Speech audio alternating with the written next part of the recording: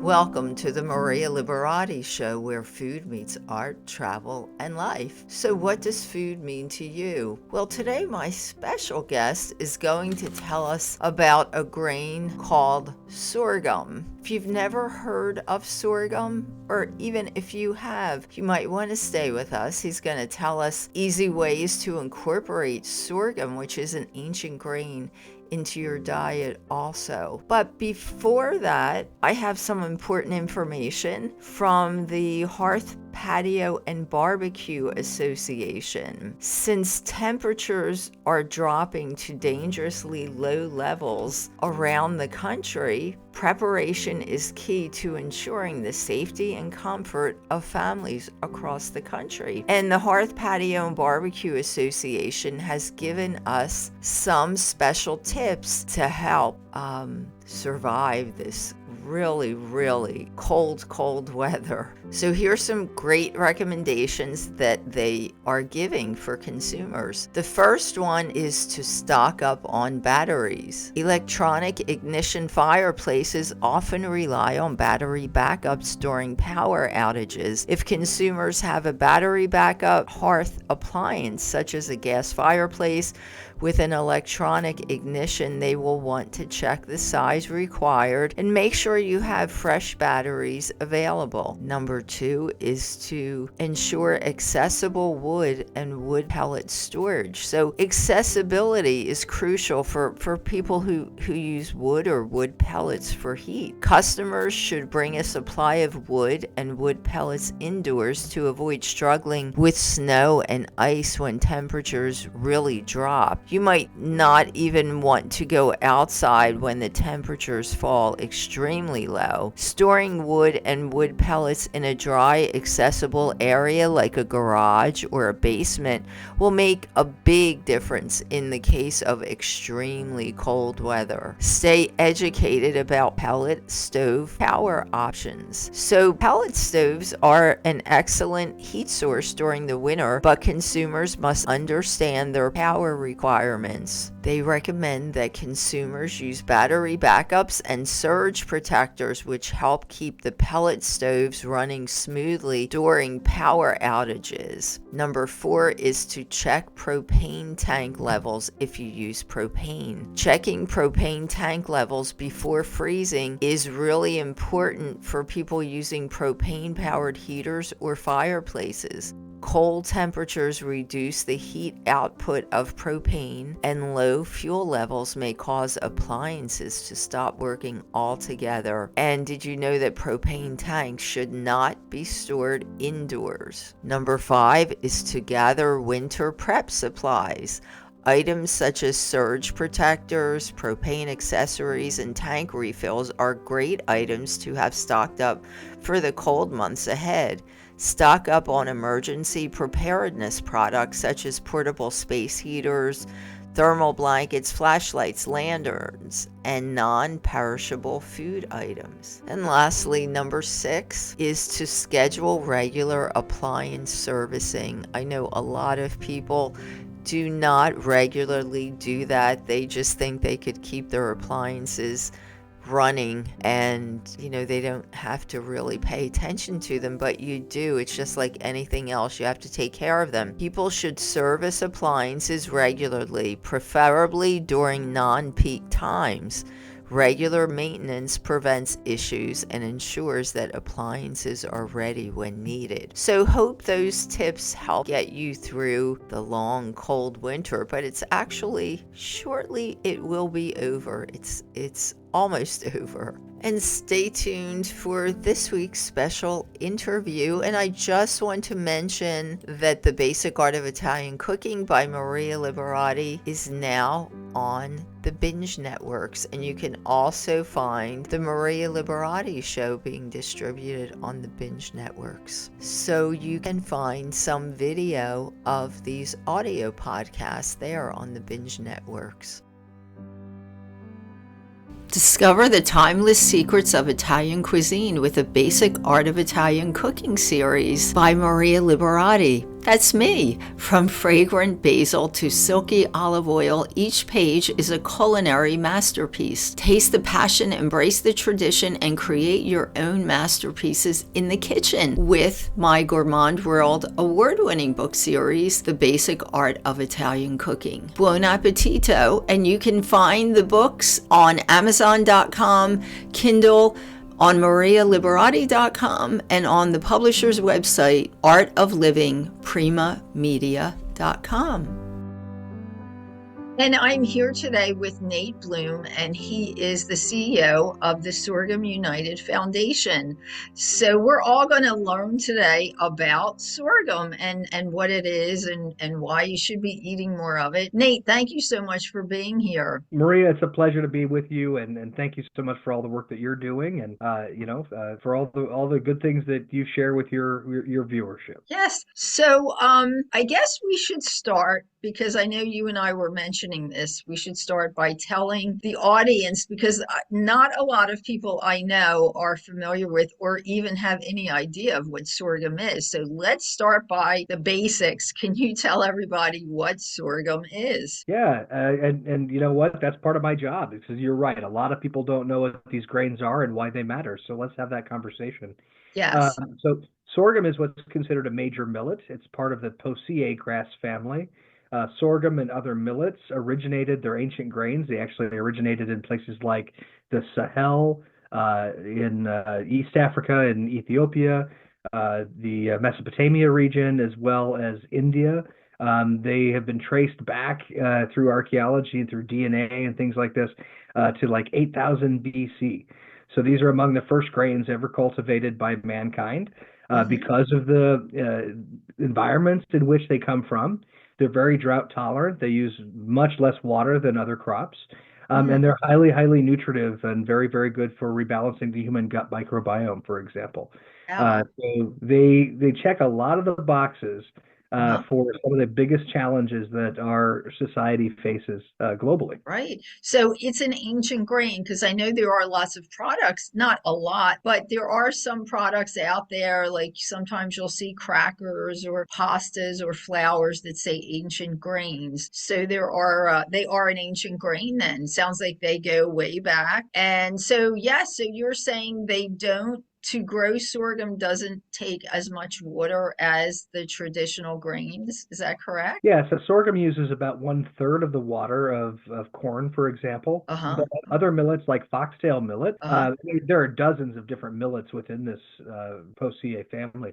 But foxtail, for example, I believe uses like a tenth of the water of maize. Oh, wow. So in places where you're not getting a lot of rain, or when the rain does come, it's coming all at once now, and the environment is heating up. These are grains that can be grown in places where other grains can no longer be grown, which is what we see around the world. Right, exactly. So, what types of recipes or what types of things can people use sorghum for? Yeah, well, we use it at home. We use it just like rice. The Uh-huh. cooking time is a little bit different. It does take about 3 cups of water to 1 cup of grain. And if you're using a whole grain, which is what I recommend for the nutrition value, Right. if you're not soaking it for an hour or so beforehand, it does take longer to cook. But with a pressure cooker, Mm-hmm. no problem. And what I'll do is I'll cook a bunch of it, and then Uh-huh. what I don't use for that meal, I'll throw in the freezer, and then it's ready to go again. And when you compare the nutritive qualities again for sorghum versus rice, not that we Right. don't like, right? Right. But for most of your rice varieties, there's not a lot of nutrition there. There's not a lot of minerals, not a lot of iron, calcium, things like that. And sorghum can certainly mix to meet that demand. But from a flour standpoint, Right. we use it the same way we would wheat flour. It's gluten free, Uh-huh. so it's easiest if you buy an all-purpose blend. Uh-huh. Usually, that all-purpose blend will have some potato starch mixed in, Mhm. but then also xanthan gum to serve as Uh-huh. a cure. Yes. But otherwise, I don't use any special recipes. If I'm Uh-huh. making a jambalaya or something, instead Uh-huh. of rice, I put the sorghum in. If I'm baking cookies, Mm-hmm. I use the same, or pancakes, I use the same recipe I would for a wheat-based. I just swap out those formulations. Right, right. So in other words, it sounds like it's a good substitute for rice dishes. So people are making rice dishes, even maybe some pasta dishes, because it sounds like you could do really anything. It sounds like it's really versatile with many different flavors, and it absorbs the flavor of whatever you're cooking with, correct? Right, it's very much like rice in that sense, and we use when we're talking about making food out of sorghum. There are different varieties. Mm-hmm. The white or the cream colored sorghum is typically what we consider to be food grade sorghum, and that's because it's flavor neutral. When you get into the red sorghums and maybe some of the darker sorghums, Right. they're also edible and they're actually highly nutritive, Uh-huh. but they can have more of an earthy tone or a little different of a note underneath it. You mentioned Okay. pasta. You know, Right. the vice president of our foundation is a Uh-huh. wonderful woman named Monia Karama. Uh-huh. Monia is from Milan, and Uh-huh. she makes pasta, and I've had it. It is, oh my gosh, it's amazing. Out of You know, sorghum flour, out of probably, right? sorghum. Yep, Right. yep. Out of the No, sorghum no flour. additives in hers. It's pure sorghum flour. Wow. How Yeah. about that? How about that? And wow, and it's probably really good for you also, because it sounds like, so sorghum sounds like it's a nutrient dense grain, correct? Yeah, and talking about being really good for you. So now we've got over 200 peer-reviewed, published academic studies around the world, and Uh-huh. they all point to the same things, right? They point to the fact that sorghum is good for rebalancing the human gut microbiome, like we mentioned already. Uh-huh. Um, it has anti-inflammatory benefits, so inflammatory bowel or joints or anything like Uh-huh. that works on that. Anti-diabetic benefit. These Uh-huh. grains are lower on the glycemic index, and that means they take longer to digest. You stay fuller for longer, and it helps to manage the blood sugars, the glucose, as well as for weight loss and things like that too. And then there's heart health benefits as well, and a host of other benefits. So Uh-huh. it's not just the nutrient content or the nutritive quality, I should say, of the grains. Uh-huh. But again, these are some of the first grains ever grown by mankind, and it only makes sense that our physiology has evolved alongside these grains. And what's really happened in the last 40 plus years Mm-hmm. is that we've forgotten about these grains in favor of other grains. And nothing wrong with other grains. We like to say there's room on the plate for everybody.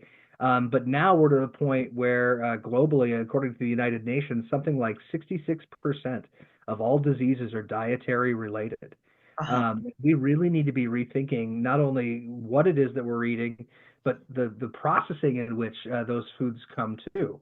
You know, just because we're able to make, let's say, I think McDonald's came out with a millets-based bun, right? Uh-huh. That doesn't necessarily mean it's going to be super healthy because we need to look and say, okay, well, you know, how processed is this? I suspect it's highly processed. Right. And what other ingredients are they using with that? Yes. Yeah. Yeah. So Or we've got to, chemicals. we've got to be conscientious of that. In fact, I'm speaking at three different food technology conferences around the world this year already.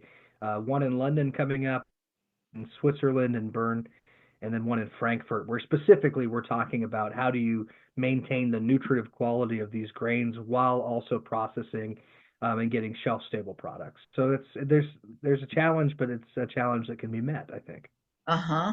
So yes, so they can maintain then the nutritive qualities when they process them into flours, I guess. Yeah. Also. Well, and you know, and another nutritive thing to talk about, and this is some of the work that the Sorghum United Foundation does. You know, we're something like 22.3% of children under the age of 5 around the world experience stunting, which is a result of malnutrition.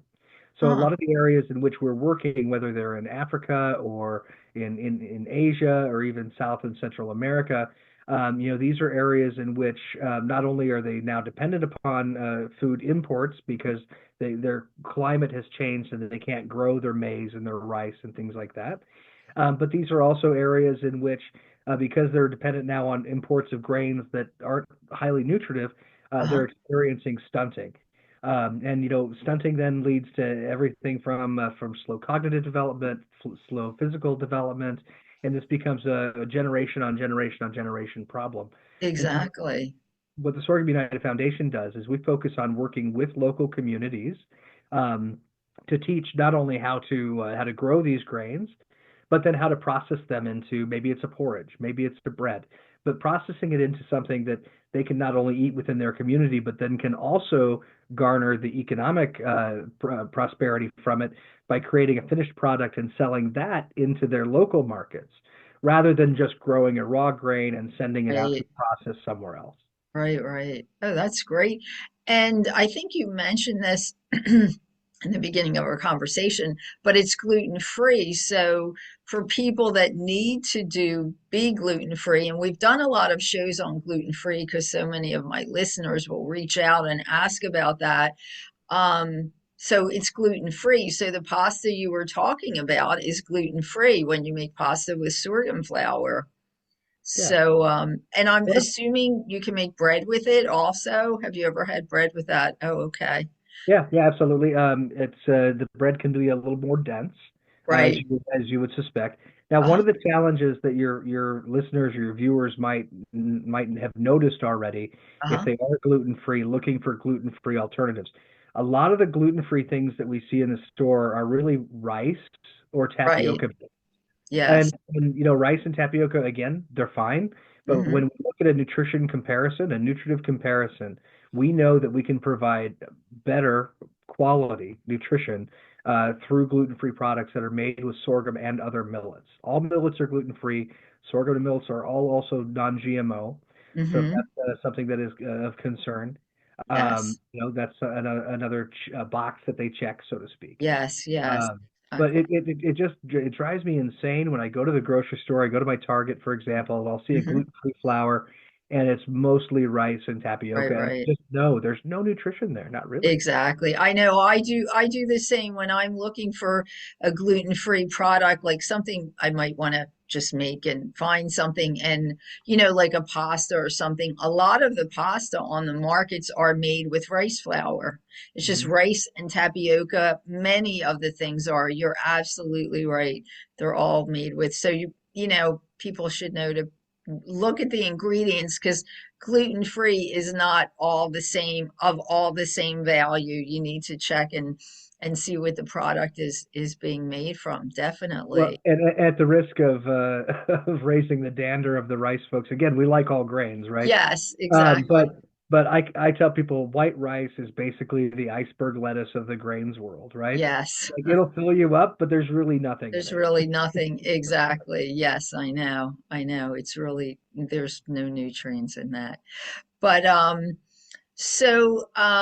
sorghum, then we can use it just like a flour, and it's a grain-free, it's a gluten-free rather, gluten-free, not grain-free. It's a gluten-free flour, and it's an ancient grain. And I know I have seen it. I have seen some things like I've even seen some cereals out on the market. Is that correct? There's some cereals out there, different cereals, and I've seen some products with sorghum, not a whole lot, but it's coming, there's are things coming out on the commercial market now, correct? There are, and you know, I like to tell people, you know, anything you do with any other grain, you can do with these. So, for example, there's some great snack food companies that Uh-huh. are they're extruding the grain. So you run it through an extruder, and it puffs up like a Cheeto, and then you put whatever flavoring you want on it. Yeah. There are some cereals like Uh-huh. grain berry has been around for a long time, and Right. basically it's just flaked sorghum. Uh-huh. You can pop sorghum just like popcorn. Hmm. One thing that's being used commonly, actually, in a lot of high scale restaurants now, is they're serving popped sorghum, say, on salads and things like this. Oh, wow. Yeah. So again, anything you do with a grain, you can do with these Can with do these. with sorghum. That's Mhm. great. So if people want to find out more about the Sorghum United Foundation, is there a website for Sorghum United Foundation? Yeah, it's just sorghumunited.com. We are Okay. recently a foundation. We've gotten our 501c3 here at the beginning of the year, finally, from the Okay. IRS. And Huh? so the supporting the work that we do not only helps support those communities in places like Africa and Asia, as we teach them how to become more self-sustainable and combat their nutrition and hunger problems. Uh-huh. But we also focus on local value addition even here at home in the U.S. I Uh-huh. live in Nebraska. I was raised on a farm, and I know that we do a really good job in the agriculture community of raising grain, but we Uh-huh. don't do a good job of capturing value locally. And this creates a more of an economic challenge also for our farmers here too, as well as independence. Uh-huh. So, for example, the sorghum and millets you find in the U.S. About 93% of U.S. sorghum ends up going to China on boats as cheaply as possible, where Oh my they make it gosh. into liquor. So Yeah. when I go to the store and I buy sorghum here, it's usually actually imported from places like India. So Oh, it's really interesting. We have the best quality sorghum in the U.S. We're the country that grows the most amount of sorghum in the world. But when we want to actually eat these grains, they're imported from other countries. So we're trying to really focus on, again, the economic opportunities yeah. within sustainable agriculture and improving our health here at home, as Hmm. well as in developing nations through local value addition. Yeah, definitely. That sounds great. Well, I'm definitely encouraging. I know I've had cereal with sorghum and I loved it, and some other products with sorghum. So I'm definitely recommending for everybody to go out and try, look online, um, find your product, or go to the Sorghum United Foundation and get some information on how to add sorghum to your diet as try it out as a grain. Well, we're And not to almost mention, base. Oh, go ahead. Yes, I was going to say we're no, almost out of time, but go ahead. Yes, well, if I can just really quickly, a couple things I want to touch on. yes. And you asked it earlier, like what are some good recipes for sorghum? Now, we do have, through partners like Advanta Seeds and some other projects we're working on, we do have some recipe books coming out that will be available. Uh-huh. Um, but I challenge people to don't overthink it, right? Right. Uh, they're not necessarily special recipes for sorghum. It's a recipe for whatever you normally make. There might have to be some tweaks here and there for cook Mhm. time or whatever, but don't overthink it. We don't want these grains to become so put on such a pedestal that people are daunted to being able to use them, because there's nothing really daunting about it. Yeah, I think it's just Hmm. as I had mentioned from hearing what you were saying, just use it where you might use rice. You just put it in. It's just that it might have a different cooking time and flavor profile, so you might want to tweak it a little, but you're absolutely right. I don't think you really need any special recipe. If you have a recipe that you're using another grain, you can just substitute sorghum instead of whatever the grain is, right? And just tweak the time amount that you are using with. And it's good to, especially if you're making pasta, a great way to experiment with sorghum flour, Right. making fish pasta. Go ahead, yeah. And just to speak back again on the nutritive profiles, so we have 7 wonderful young academic scholars in a Uh-huh, fellowship program. uh-huh, These are all graduate level nutrition and public health students, uh-huh, actually based out of Pune, India, as well as Mumbai. uh-huh. And some of the projects that they're working on that we're going to be able to showcase on our website soon are around dietary plans, right? Uh-huh. Like, okay, I want to get in shape, or I want to watch what I'm eating. What are some good dietary plans using these grains that I can incorporate? Yeah, Or what are some other recipes and things like this from around the world that we can bring in so people can get international flavors as well. So exactly. look for these kinds of things up on our website in the next few months. Those fellowships will run through the beginning of June.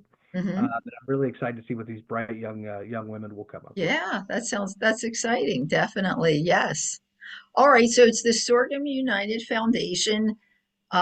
Nate, thank you so much for being here and much success. And hopefully we'll have you come back on in the near future and give us an update on all the projects and stuff you have going on. Yeah, thank you, Maria. Anytime we can be a resource to you or your listeners, please reach out to us. We always want to be accessible. Great. All right. Thanks so much. Thank you for being here. Join me on a mouth-watering journey through Italy with my Gourmand World Award-winning book series, The Basic Art of Italian Cooking, which brings you authentic recipes, heartwarming stories, and a dash of Mediterranean magic. Whether you're a seasoned chef or a beginner, these books will awaken your inner food artist. Get ready to say ciao to delicious adventures. And you can find the Gourmand World award-winning book series, The Basic Art of Italian Cooking, at Amazon.com on Kindle and on marialiberati.com and the publisher's website, artoflivingprimamedia.com.